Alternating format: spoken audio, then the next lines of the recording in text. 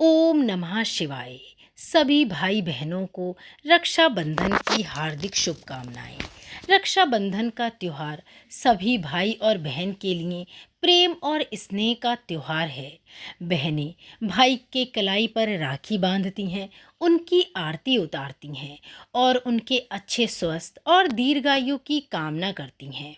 रक्षाबंधन के इस पवित्र पावन त्योहार को लेकर पुराणों में कई कहानियां प्रचलित हैं, लेकिन जो मुख्य कहानियां हैं वही हम आज आपको सुनाएंगे।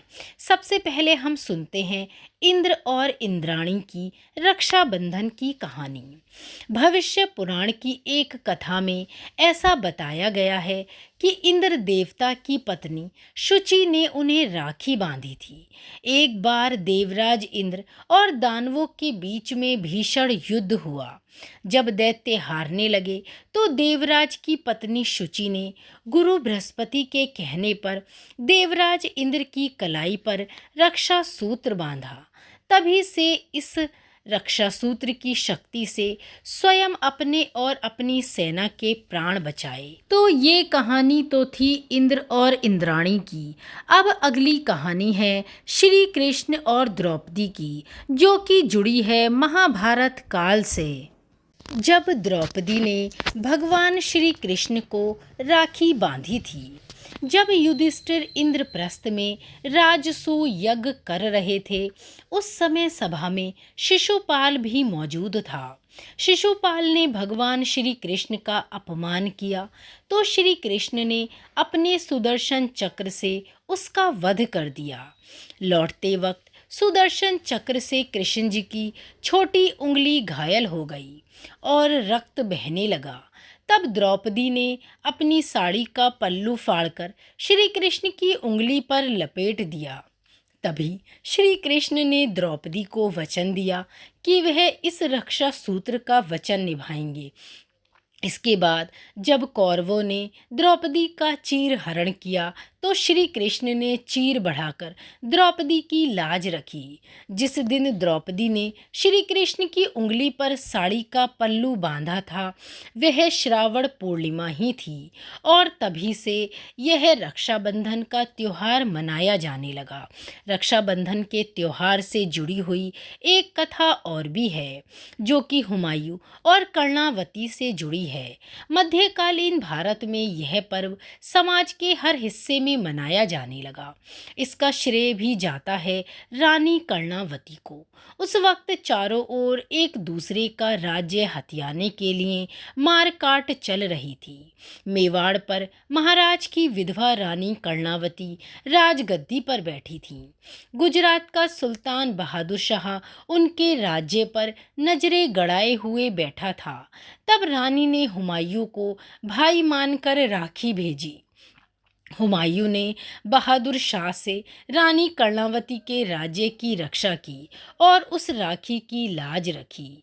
ऐसे ही और कई कहानियां पुराणों में प्रसिद्ध हैं, जो कि रक्षाबंधन के त्योहार से जुड़ी हैं। अब हम रक्षाबंधन से जुड़ी एक अन्य कथा को भी सुनेंगे।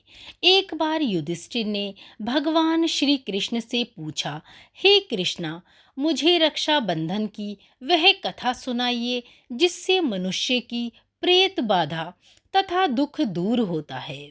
भगवान कृष्ण ने कहा, हे पांडव श्रेष्ठ, एक बार दैत्य और सुरों में युद्ध छिड़ गया और यह युद्ध लगातार 12 वर्षों तक चलता रहा। असुरों ने देवताओं को पराजित करके उनके प्रतिनिधि इंद्र को भी पराजित कर दिया। ऐसी दशा में देवताओं सहित इंद्र अमरावती चले गए।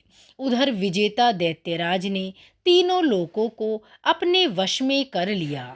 उसने राजपद से घोषित कर दिया कि इंद्रदेव सभा में न आएं तथा देवता व मनुष्य यज्ञ कर्म न करें, सभी लोग मेरी पूजा करें। दैत्यराज की इस आज्ञा से यज्ञ वेद पठन पाठन उत्सव सभी समाप्त हो गए। धर्म के नाश से देवताओं का बल घटने लगा। यह देख इंद्र अपने गुरु बृहस्पति के पास गए और उनके चरणों में गिरकर निवेदन करने लगे, हे गुरुवर, ऐसी दशा में परिस्थितियां कहती हैं कि मुझे यही प्राण देने होंगे। न तो मैं भाग ही सकता हूँ और न ही युद्ध भूमि में टिक सकता हूँ। कृपया करके आप कोई उपाय बताइए। बृहस्पति ने इंद्र की वेदना सुनकर उसे रक्षा विधान करने को कहा। श्रावण पूर्णिमा को प्रातःकाल निम्न मंत्र से रक्षा विधान संपन्न किया गया। येन बद्धो बलि राजा दानवेंद्रो महाबलः तेन त्वं भिवध्यानामि रक्षे माचलः।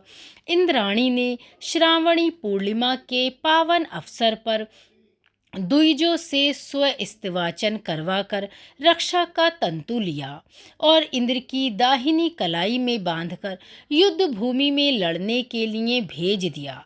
रक्षाबंधन के प्रभाव से दैत्य भाग खड़े हुए और इंद्र की विजय हुई।